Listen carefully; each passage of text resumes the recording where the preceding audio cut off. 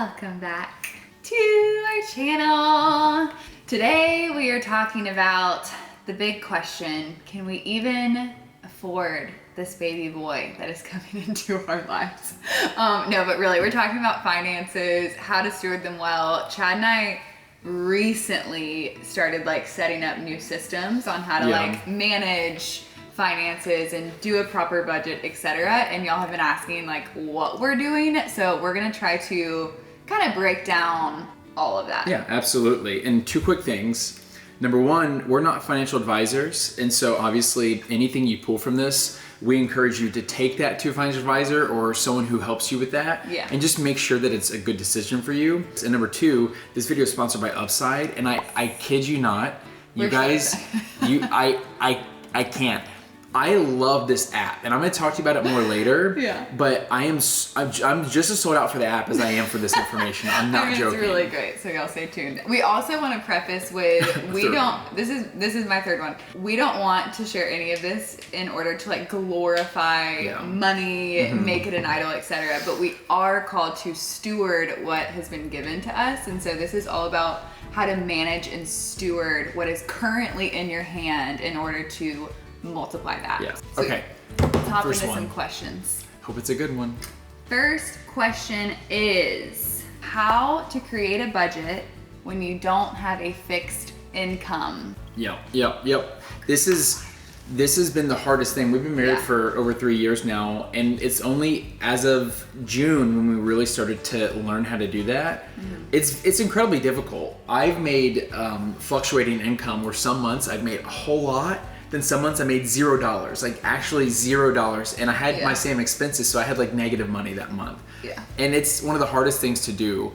2 tips, I'll try to say them pretty quickly. The first tip is to use percentages. So instead of saying I'm gonna put away $500 for groceries and $200 for gas, maybe set aside percentages that help you get into a rhythm of budgeting, and Lord willing, your income will continue to increase as you continue in that career or as you build other things. And so percentages are a great way for you to practice budgeting, even if it's not the full amount of what you need for each item.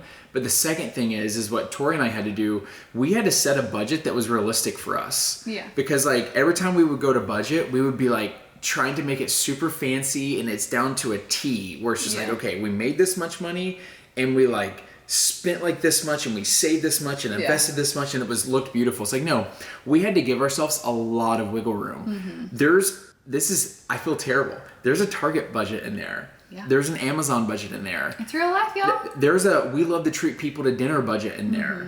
Yeah. There is room for us to live our life. And so we actually chose a pretty healthy number for us that allowed us to live our life and enjoy it, because we are living on a fluctuating income where some months we have to buy a flight, and that's $400 or more. Yeah. And we needed room for that. And so that means that we're actually saving a little bit less, but we're starting to practice those healthy things, and it helps us live more intentionally. I do feel something really important if you are on a fluctuating budget is ask yourself the question, what is the minimum amount that I know I'll bring in each month? Because that's good. Yeah. You don't want to set your budget according to the largest month that you've had. Yes. You want to set your budget on something that you have seen over the past 6 months. You always make this amount of money, and so try to set your budget on that amount of money, and then anything extra can go towards your generosity budget or your investment or your savings, etc. And all of that feels like a bonus versus, oh crap, I didn't budget for this, and now what do I do? What that does is it exposes that we have a lot of things that we actually probably can't afford, or that we should be affording. Yeah. Whether it's streaming platforms, which I know they're not that much, but when you have YouTube TV and Netflix and Hulu and Amazon Video and all of these things, they add up. It adds up a lot. And so you start to cut off some of those things. Next question is, what financial apps are helpful when it comes to budgeting and investments and stuff? Yeah. I really recommend the Dave Ramsey Every Dollar one. Big fan of that one, but Tori and I actually use Mint. which is owned by Intuit. The reason why we use that one is because we use QuickBooks for our business. Yeah. And so Intuit also owns QuickBooks. Yeah. And it's pretty intense at first. It can be pretty overwhelming. And something that we would even encourage you all to do, whether you're married or you're just single trying to figure this out, like feel free to work with an accountant to get this set up. Like it may cost you $200 for an hour of that accountant's time, but they will help you structure things they will help you build the machine. That way you can just operate inside of it. You can just drive it to work and drive it home. So don't be afraid to invest in some of that help. That's something we've done. Where actually our friend Bruce has done a lot of that legwork, and he won't let us pay him all the time. So sometimes we just buy him gifts. But getting help to build the engine, so that way you don't have to do it alone. But those are 2 apps I really like. Don't be scared to like invest in the system because it will save you money in the long run. Okay, next question is like a little 2-part question. A twofer. A twofer. The first part is, when should I start budgeting? Now, you should absolutely start right now, even if it's small things. I should show you. I should show you like a screenshot. If you ever were to look at the Dave Ramsey Roth IRA calculator, I know it sounds like a bunch of jargon. How do I rewind and not just hit you too much? There's this magical thing called compounding. It's incredible. And so if you start now, the sooner you start budgeting and investing, the better you're going to be off in the future, because money will multiply later on. As you're kind of navigating that whole field of budgeting, I think there's one tip that really helps me that a lot of young people in their late teens, early 20s don't fully understand, is that whenever you say yes to buying this thing, you're saying no to everything else. So if you say yes to that $5 cup of coffee, or you say yes to that $25 shirt, you're saying no to other things that money could be spent on.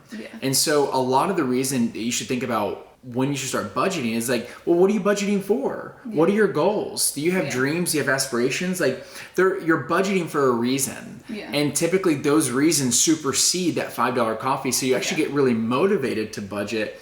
Like for us now, we're extremely motivated because we have a baby on the way. And so that's changed a lot of ideals for us. Yeah, that's so good. There is a part 2 to this question, which is, how should I start budgeting, especially when I don't make much money? That was a question that we saw a lot. We saw that one a lot. And I get really excited about this one because I love finding unique ways to earn more money.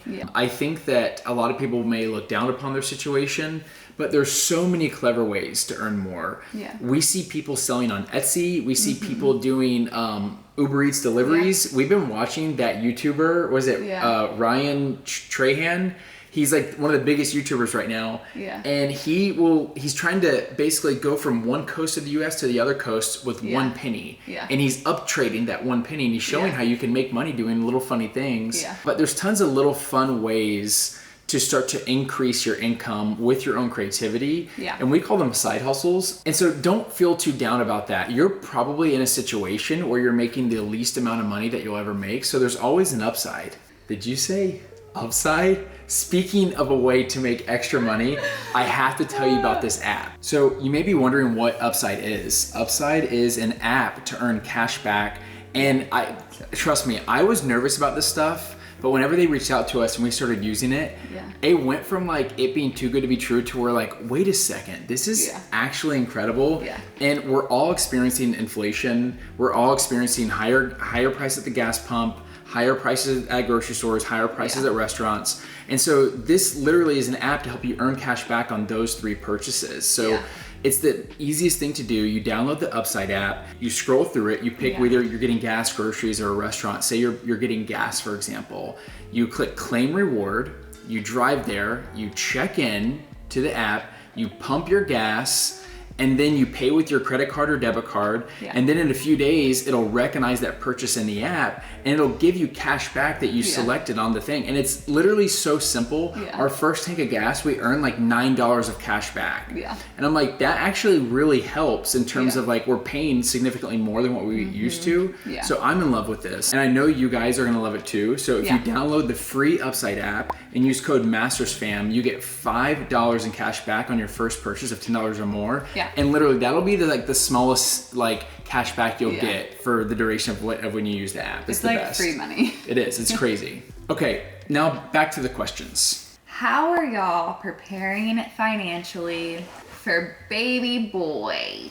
Bump date? This little little boy right here who's growing and kicking and moving around.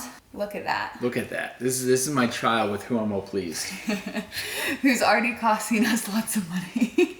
For us, we're obviously having conversations about like, do you want to start a college fund? Yeah. How do we prepare to pay for the nursery? Yeah. And clothes, because y'all know that I love me some cutie little neutral baby clothes. And I just feel like, I'm going to interrupt you for a second. I just feel like there's constantly expenses that comes up with a baby.